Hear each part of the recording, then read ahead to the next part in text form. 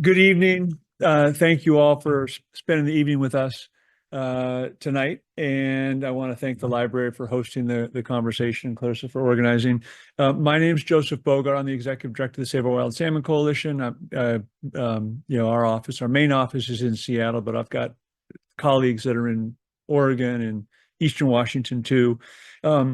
I think what I'd like to do is start with a video that's a project that reflects a few things. One is connections between the Columbia Basin, which is where Save Our Wild Salmon focuses its work and has for the last 30 years.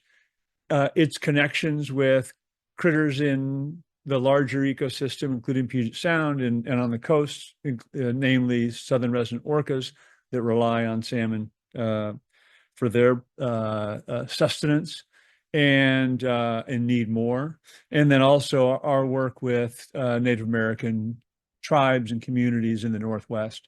This is a 7-minute video. We haven't quite released it yet, so this is a sneak preview for you all.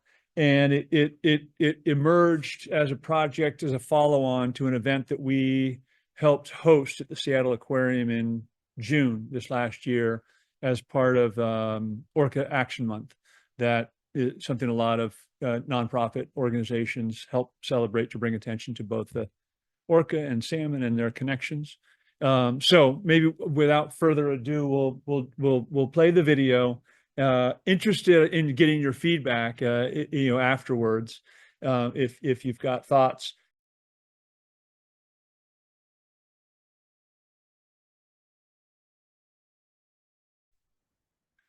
So thanks for watching that. After maybe at the end of the program, we'll welcome any sort of feedback or thoughts on that. We really haven't gotten that out there yet, although we just finalized it. And again, I think I wanted to share it because I think it's powerful, and I think it reflects a bunch of the work that Save Our Wild Salmon does, and it reflects also the role that salmon play in the Pacific Northwest, right? I imagine people in this room understand they're so much more than a fish.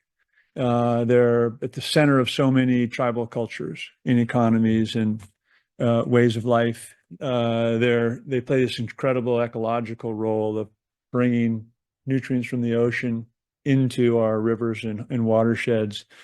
Scientists talk about the fact that, as that happened over, thousands and thousands of years, that delivery of nutrients from the ocean, it really helped build out the ancient forests of the Pacific Northwest. Each fish, coming back in the millions, year in, year out, was like a bag of fertilizer, right? And it fueled this amazingly diverse ecosystem that we had, incredible biodiversity. It's obviously, even still today in their diminished numbers, sort of salmon are everywhere and still play these roles, but their numbers are diminished in a lot of places, coastal rivers, and then in the Columbia Basin. And the Columbia Basin is where the Save Our Wild Salmon Coalition has really focused its work. It's an area about the size of France.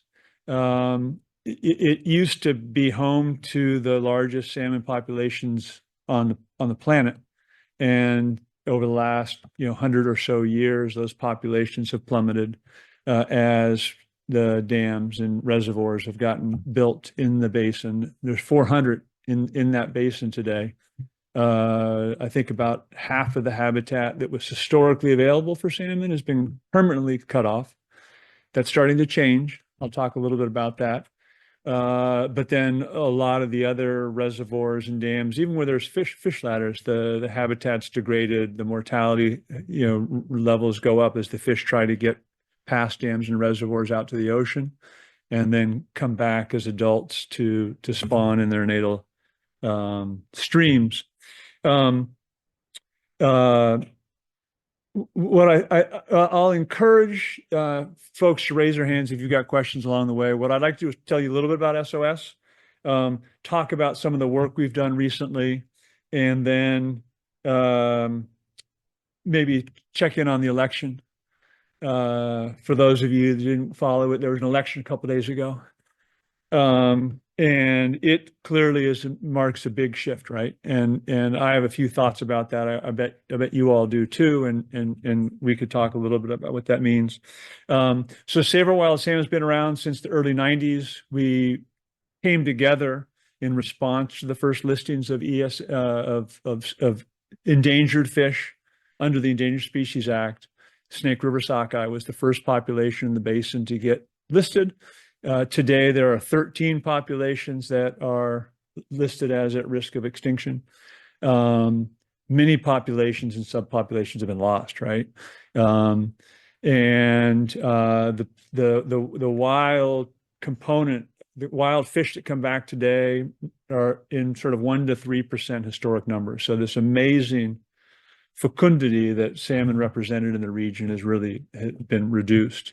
And there's been a lot of sort of pain and harm and loss associated with that, ecological, cultural, economic, and otherwise.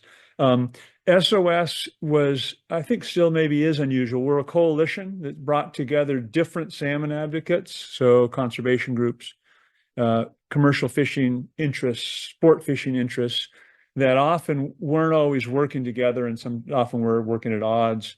And when the listings occurred, there was just a recognition that either we need to change the way we do our work on behalf of these fish, or we're probably going to lose them. So the coalition came together. Today, it represents clean energy advocates too, Orca advocates. As I said earlier, the tribes or indigenous communities aren't part of our coalition, given that they're sovereign nations, but we do a lot of coordination, communication with them, and wherever we can support their priorities. Many tribes in the Columbia Basin and elsewhere are deeply committed to what they see as a responsibility to sort of protect and restore these fish that have provided for them for so long. They really are involved in a much more reciprocal relationship, I think, than others are. And so our work's been in the Columbia Basin. It's been, the populations have been hammered. There's also great restoration potential, and that's where we've been focused. And one of the projects that we've been focused on is Lower Snake River dam removal. I bet folks in this room are familiar with that conversation in the region because it's been going on for a long time. When the Endangered Species Act was invoked around the Snake River sockeye and then other populations that were added to the list, it required the federal government to come up with plans to demonstrate how they were going to operate the dams without further risking these populations. And these plans got produced by the federal agencies and conservation, Save Our Wild Salmon member groups led by Earth Justice, and working with the Nez Perce tribe and in the state of Oregon, challenged these plans. And for like 25 years, we successfully repelled these plans as inadequate and illegal. And at the whole time, sort of calling on our policymakers to engage, because there's all these interests involved: energy, fishing people, and tribes, and treaties. Our nation's responsibility is to tribes that were made more than 150 years ago, farmers, barge operators, all that sort of thing. I mean, the situation has been crying out for political leadership for decades, right? And for a long time, we were winning in court, and we were losing in the politics because we didn't have leaders that were stepping in to help fix that. And so over time, the feds produced these plans. We challenged, the courts found them inadequate. It was sort of a bit of a merry-go-round.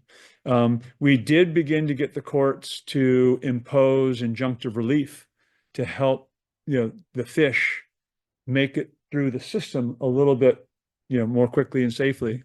And the primary tool that was used was spill, sending water over the dams during the spring and summer months to get the young fish. That's where the main mortality occurred, although that's changing. It's now occurring on the adults too, getting the fish out to the ocean. So Snake River fish, for example, all 4 populations today are at risk of extinction: sockeye, steelhead, fall Chinook and spring summer Chinook.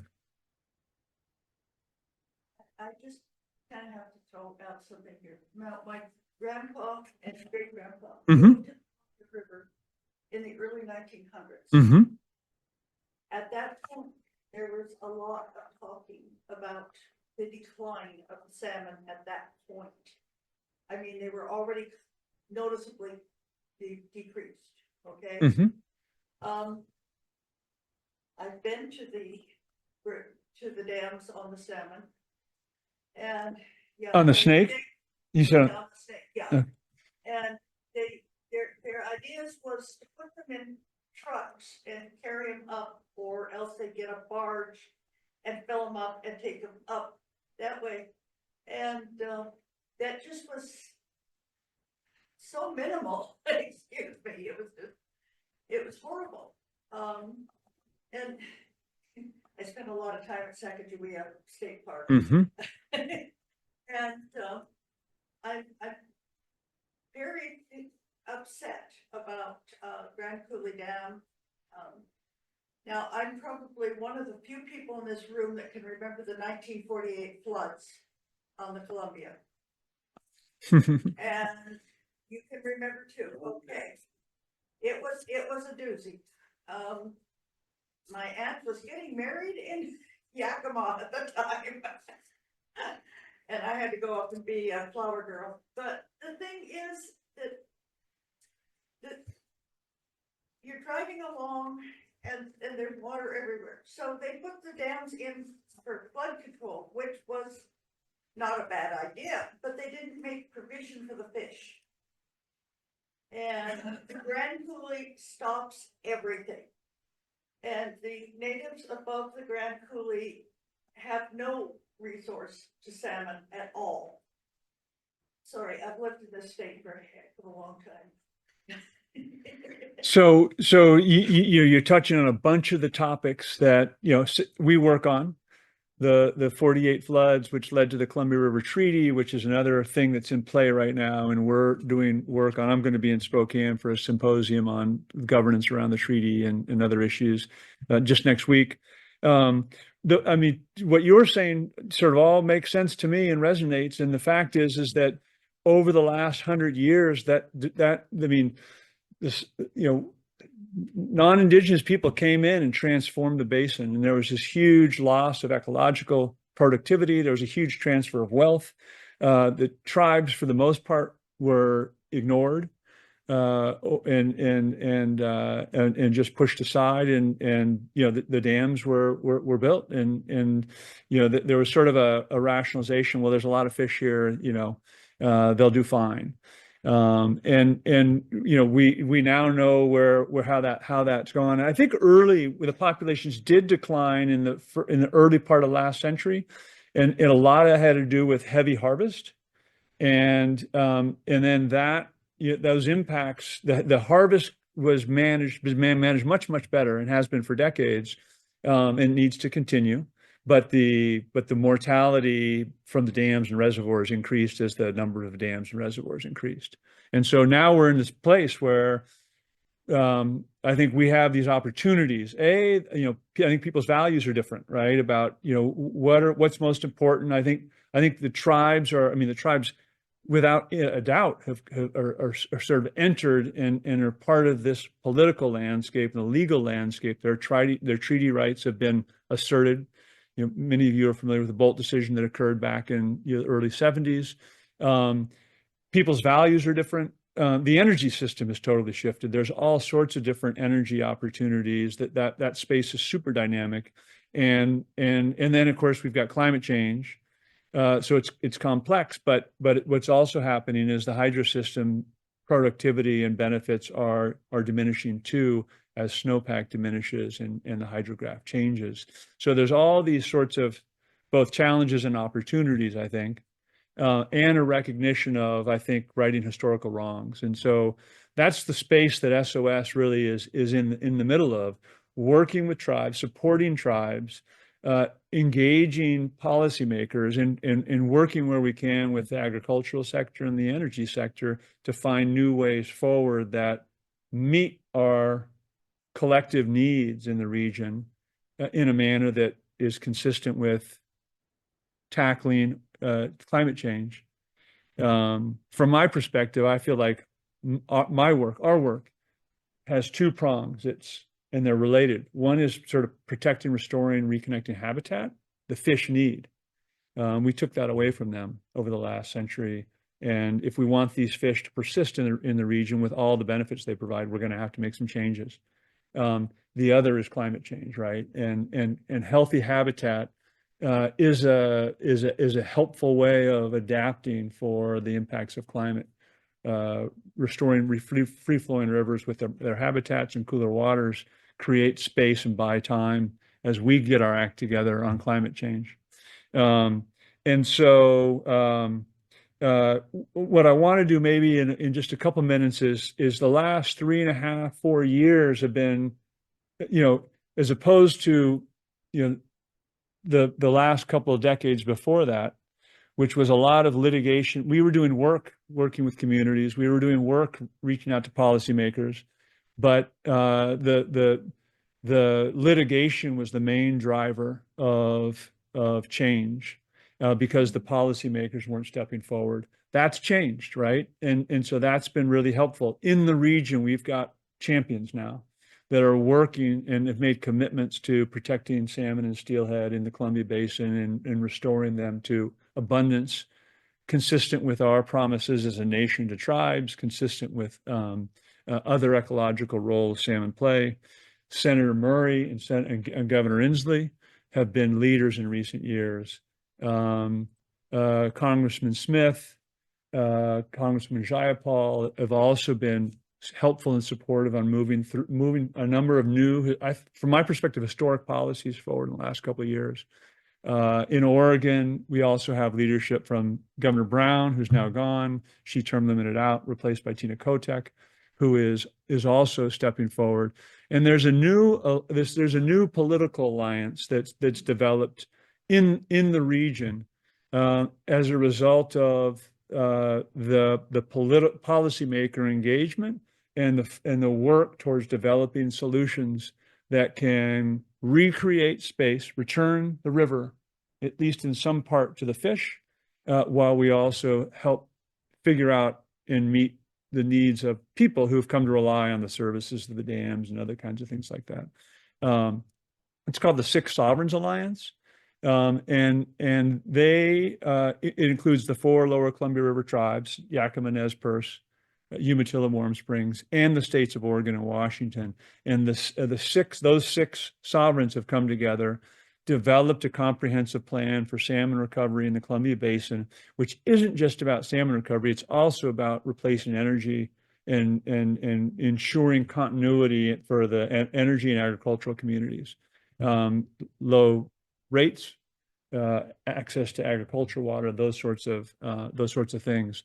And so, that's a new development that, I've been working on these issues since the mid-90s, and to see that kind of political alliance establish and beginning to do work, they really sort of became a solid force in late last year, and they've been working together ever since to help move these pieces forward. One of the priorities in this comprehensive approach is Lower Snake River dam removal, preceded by dam service replacement first, irrigation, transportation, and energy. And so those replacement planning processes are underway right now. There's also a bunch of other kinds of programs focused on reducing predation. There's interim dam reservoir management operations to help the fish survive in the meantime until we replace the services and can restore the Lower Snake River, which will restore access to historically highly productive habitat in central Idaho, northeast Oregon, and southeast Washington state. Scientists predict just for Snake River populations, for example, it could lead to as many as, in good years, as many as 1 million fish gathering at the mouth of the Columbia River, which would be accessible to southern resident orcas, which have a habit of gathering at the mouth of the Columbia to this day. because that used to be in the winter months, the place where they could find fish, the most productive place on the West Coast, because there were all these spring Chinook, big fatty fish that were staging at the mouth of that river before they head in. And there weren't really many other fish available for southern residents at that time of the year. And that's still the case. And of course, you know, if you've been reading the news, it's been discouraging and heartbreaking in recent months because we've lost a number of southern resident calves and adults. So the last few years, there's been a bunch of progress and of people bringing together collaborative efforts, political leadership. The Biden administration has played a critical role in bringing resources to bear and making commitments to tribal nations. And Save Our Wild Salmon and other nonprofit organizations have been working in solidarity and support of those initiatives and efforts. So you know, the recent years have been, I think, you know, sort of historic progress in terms of setting policies up and the leadership that's going to be needed over time to restore these ecosystems and the populations of fish that occupy them and all the benefits they bring to the region. Then, of course, the election occurred. And so the landscape is I mean, we don't really know right now what the new landscape looks like in detail, but I'll say that nationally, salmon and orca didn't do very well. And a lot of the work ahead for salmon and orca, things that we're focused on, is going to be defense work, is defending the progress we've made and defending from attacks from, I think, a Republican Congress that's going to look to undo the recent progress and I think also seek to undo, we'll find out, based on historical patterns, you know, bedrock, highly popular environmental statutes. The Endangered Species Act is highly popular in the United States and critical for protecting species from extinction. The Clean Water Act is another example of something that's highly popular that's almost certain to come under attack. And I say that not as a partisan. You know, I'll say certainly salmon are nonpartisan, and they're not loyal to any political jurisdictions besides their ecological, the ecological boundaries and connections that they recognize. But it's just the reality of the country we operate in right now that these issues are often divided by politics and party, which is unfortunate. Because when you talk to people, Republican, Democrat in the Northwest, my experience is almost everyone appreciates, supports, values salmon, clean water, orcas, and so forth. But it doesn't necessarily translate up into our political system, and that's a challenge we're all going to have. I will say also that despite from my perspective, the troubling trends, or you know, the election was devastating for the things that I care deeply about, and I hope I'm wrong, but I don't think I'm going to be in terms of the direction and priorities of the incoming administration and new Congress. But I will say in the Pacific Northwest, Oregon and Washington, from my perspective, was really a bright spot. Right, there was an initiative to turn back the Climate Commitment Act, which is designed to address climate change and help the communities that are being affected by that. That was defeated handily. I think it was almost 60 to 40%, so a landslide.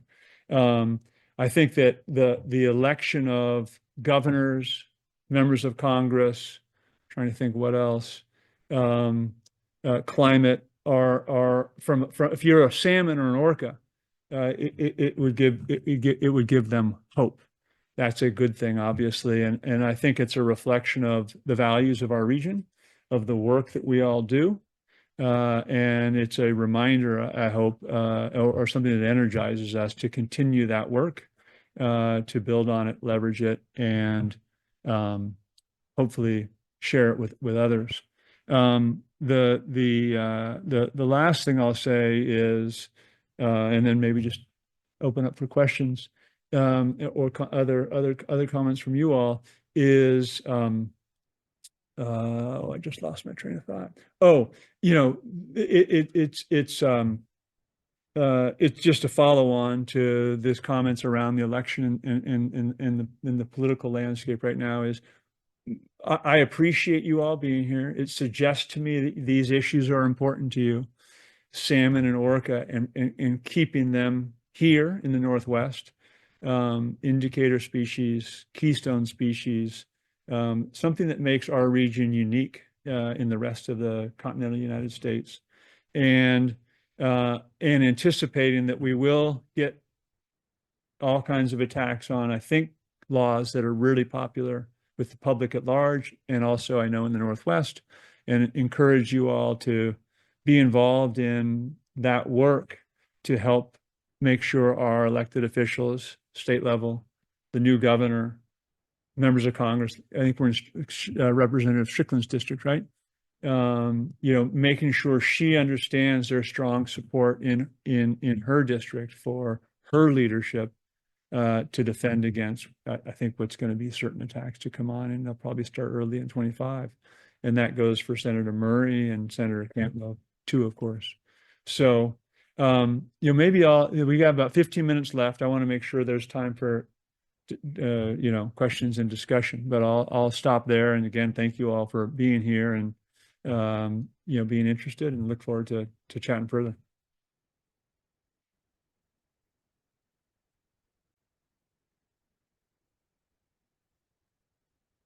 Question?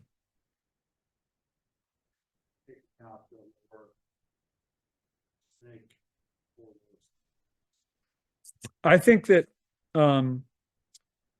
it's not a question of if, but when. I think that what happened earlier this week extends that timeline.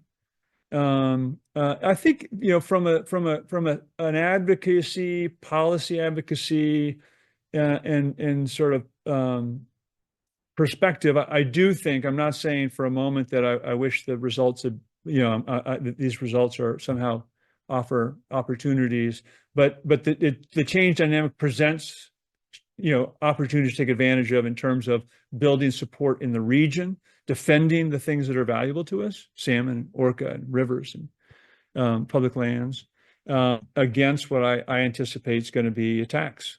But we've begun the process of planning to replace the services. Those processes have been underway this year in partnership between the state, Washington State, thanks to legislative leadership and Governor Inslee's leadership, and the federal government, the Biden administration. That partnership is likely to end here in early 25, but it's my expectation that Washington State will continue and finish those out and lay that groundwork, which is an important step down the path towards replacing the services and removing and putting ourselves in a position to be able to remove the dams in a way that isn't disruptive of communities that currently rely on those services. So it will happen. But the timeline, it's probably, I said a couple of years ago, it's probably 8 years. I might say now it's 8 years. And one more follow-up and then we'll do here. Oh. Sorry. Agriculture is involved. Dams provide water for irrigation. Yeah. I understand with energy, you have other sources of energy, but I don't really understand how the farmer is going to have irrigation water. So on the Lower Snake River Dam system, there's 4. The lowest reservoir is Ice Harbor, Sacagawea, Lake Sacagawea. There is water that's drawn out of that reservoir today that's used to irrigate about 50,000 acres of water, or land. It's interesting you focus in on that, because of the 4 replacement processes, planning processes that are underway: energy, irrigation, transportation, and recreation. The irrigation replacement planning is furthest along, and what they've determined is that the sufficient water can be drawn out of a freely flowing river it's actually how it worked before the dams were in place. And I think augmented with some groundwater, which is accessible in that area. It's not a huge amount of acreage compared to, what it could be. And so I think in some ways that question's largely been answered.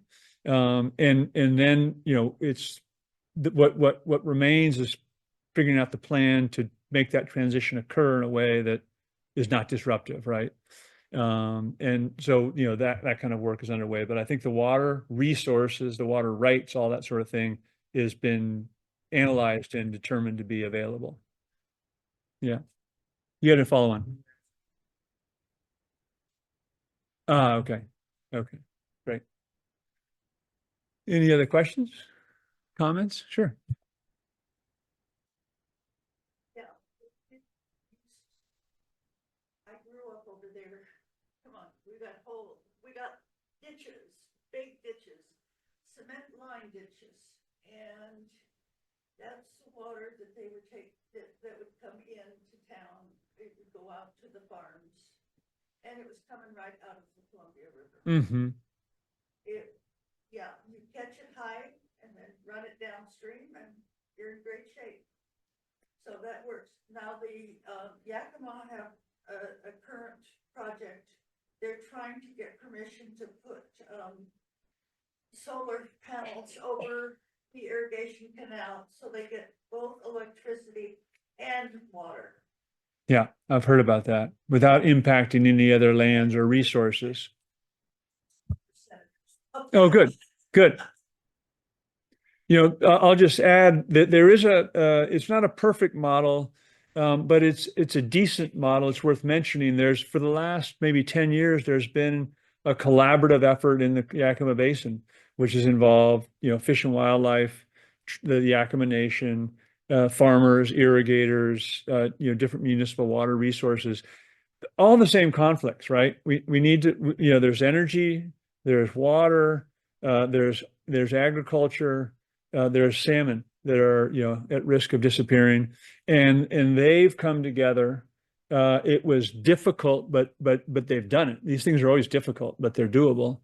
They came together and figured out ways of listening to each other, understanding each other's needs, and then figuring out how they could work together to envision a new way forward that restores, provides for some agricultural water that they didn't have a few years ago, but also better meets the needs of fish and protects. There was a bunch of early watershed protection efforts funding that occurred, the state legislature said. So, and that's an ongoing process with multiple phases and projects that from my perspective, there's different futures available to us. The brightest one from my perspective is the collaborative one, right? People have got to come together and figure these things out. And we're in a phase right now in this country where that seems really hard to a lot of people. And I will say for our work in the region, that's that prioritization of collaboration, that looking for shared solutions really drives our work in many ways, because I don't think we actually get to fix these things and solve problems and avoid further harms and loss without coming together and figuring it out together, because it's easy to stop things. It's hard to move things forward. Question?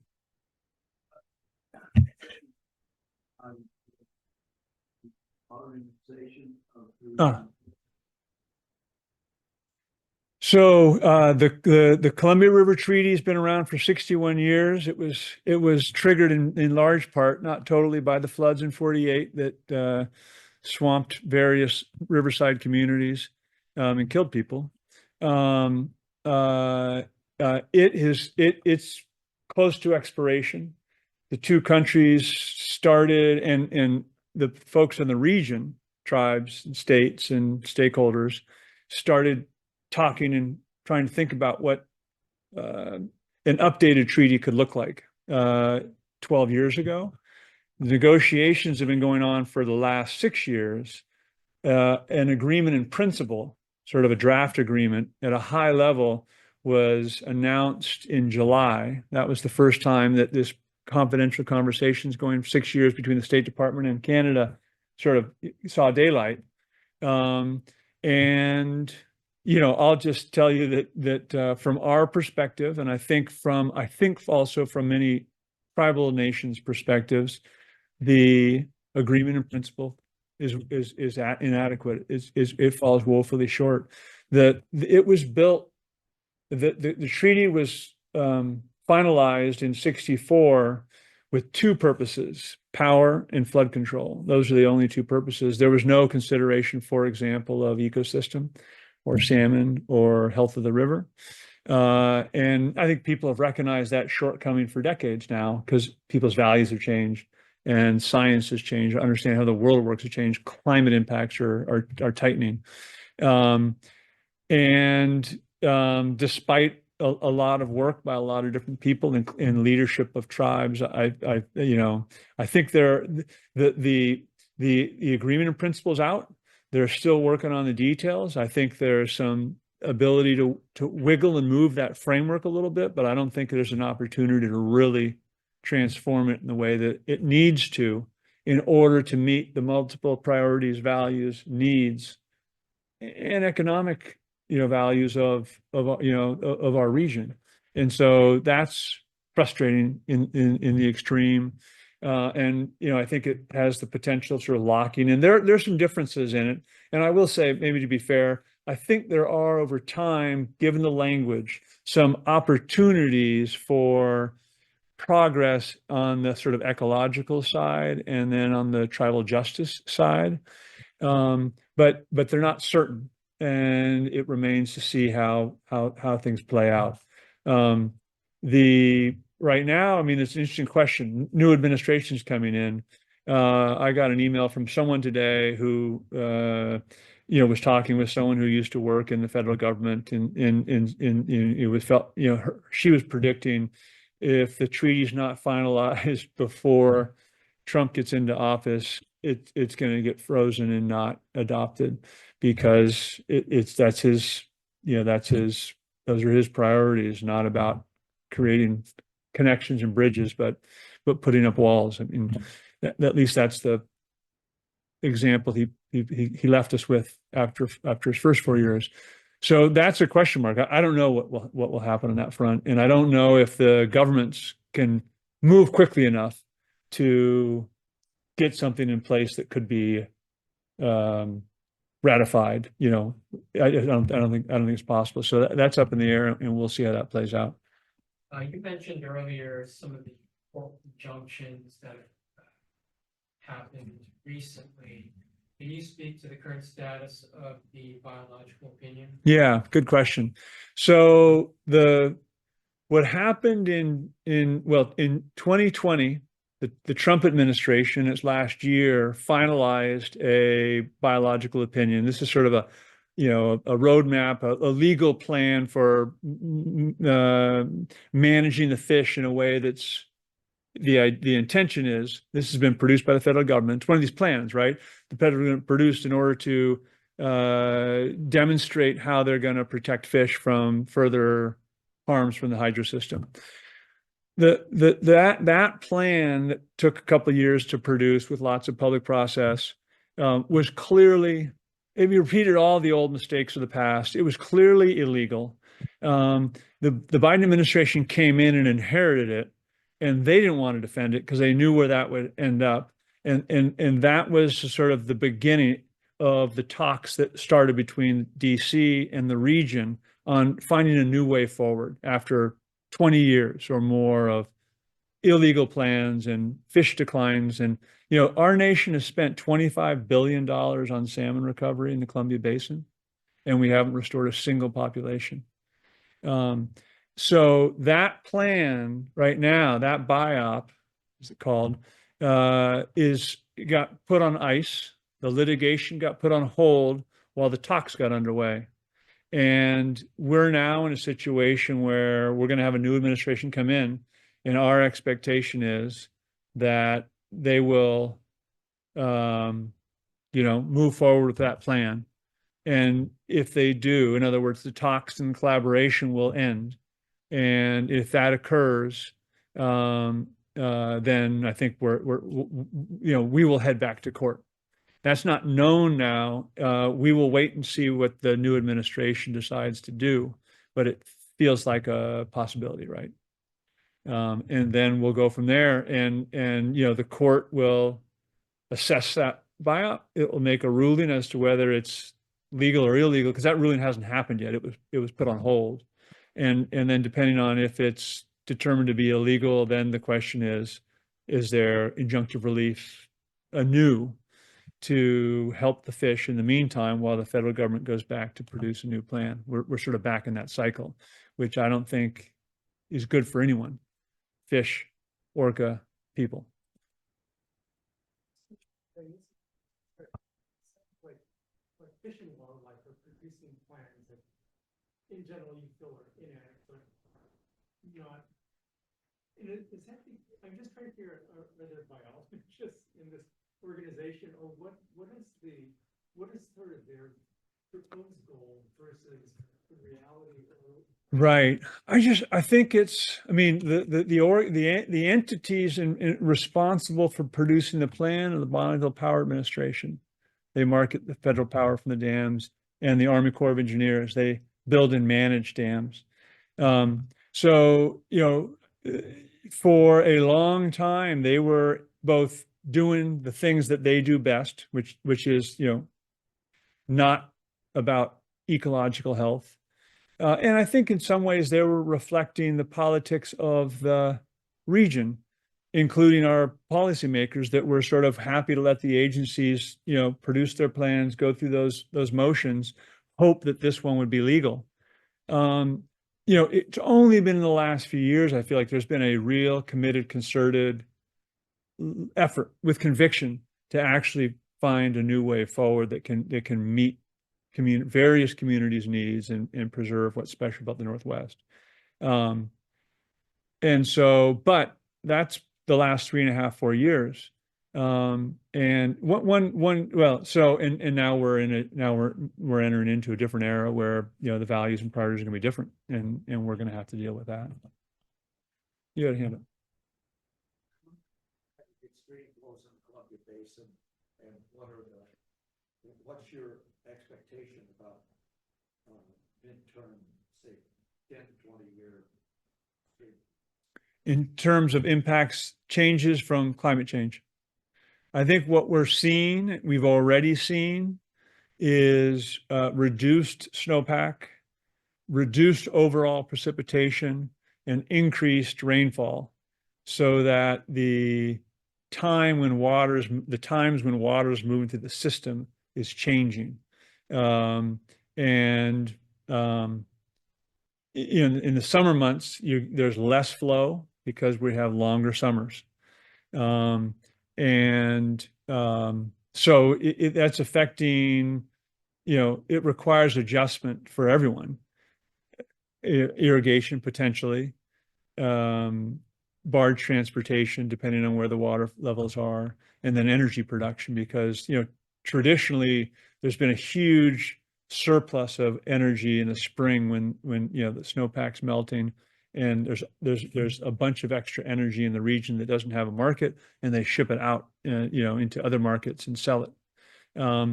That's still the case, but it is changing. And I can't say with more specificity what that means, except that it's going to have an impact on everyone, and the changes are going to be significant, and they're going to get more significant over time unless we get our act together, which we haven't so far.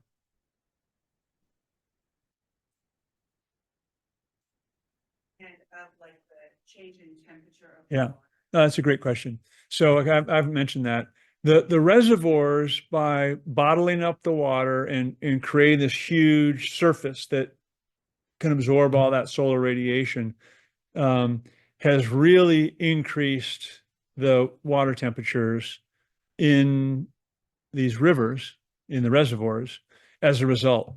And now those impacts, which are significant and have been for decades, are being exacerbated by climate change. And so, you know, salmon and steelhead are cold water fish. They thrive at temperatures under 68 degrees. The reservoirs on the lower Snake and honestly in the lower Columbia too, you know, for 2.5 months at a time in the summer will be up above 70, 71, 72 degrees, depending on the reservoir in the summer and the snowpack or the water flow, that sort of thing. In the Snake River Basin, in the Snake River reservoirs, just in the last 2 years, this is a new phenomenon, and we've done a lot of work to sort of document it and then help policymakers and press understand what's going on and that something is going on. We've got these toxic algal blooms that have begun to form. They are a consequence of warm water, stagnant water, and nutrients. And you know, I've been working on this issue since the 90s. I don't think we've ever had toxic algal blooms in the Snake River, and now they're here. A new sign of a sick river getting sicker. And the other sort of interesting dimension here is that it's, you know, it's dangerous. It's actually can be deadly to adults, I mean, to humans, to pets, and of course to wildlife as well. The toxic algal blooms can cause liver failures, that sort of thing. And so, you know, I think in a different way for local communities, the reservoirs are becoming less appealing. I mean, it's if you've ever seen toxic algal blooms, they're like, you know, they're just green gunk. And, you know, places where people used to go swim and recreate and, you know, cool off in the summertime, you know, you don't want to go there anymore during big chunks of the year. Last year, 23, it was in January when they gave a clear signal that the toxins were gone. This year, they did it just last week, a couple weeks ago. So it's an extended period of time. It starts usually in midsummer and persists. And you know, it covers, you know, this year more than 50 miles on these reservoirs. It covers a whole lot of area. And the presumption is it's going to get worse and worse every year. So these fish get, you know, that's one aspect. The other is, I'll just mention and then stop. In 2015, a year of low snowpack and really high temperatures, 98% of the returning adult sockeye salmon to the Snake River perished in the reservoirs before they ever got into their rivers because of extremely hot water. Sockeye are among the 4 populations of fish are very vulnerable to hot water. So I was saying earlier, the big impact, you know, 20 years ago of the hydro system, dams and reservoirs, was on the killing the juveniles on their way out to the ocean. Higher temperatures, powerhouse encounters, travel time, you know, because they have to use a lot of energy to move through a system that used to just push them out to the ocean in a matter of days. What's happening now is the adults are returning and they're getting hit hard too, for different reasons. The hot water, sockeye got hit hard. There was, I will say, a record return or a significant return of Columbia River sockeye that headed up, you know, past the Tri-Cities and then entered the Okanagan River and headed north. Some of them got into Canada. It was twice what was predicted. 750,000 fish came back. It was a huge return, and you know, a signal and sign of how resilient these fish are when we give them the conditions they need. But they did encounter what they call a thermal block on the Okanagan River at Brewster, which is where, you know, it's the confluence of the Okanagan River and the Columbia River, and they held for weeks. And that water temperature, fortunately, they got a pass. It dropped and they then shot through. I don't know what kind of mortality there was. I'm sure there was some.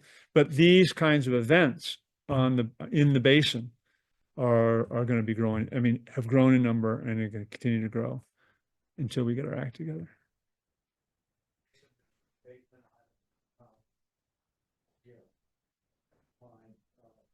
Fish biologist describe adult salmon being poached. Yeah. So so you're talking about, if I'm not mistaken, Bateman Island is at the mouth of the Yakima in the Tri-City area. And there was an announcement just a couple days ago about, after years of effort and advocacy, they're going to remove that dike, that walkway, which is going to then allow water to flow more freely and lower water temperatures. So it was an acknowledgement. I mean, they also have the toxic algal blooms there because the water temperature is in stagnation. So, yes, and that's a good development, and we're certainly glad to see it. It's sort of bits and pieces. Bigger stuff is going to be needed.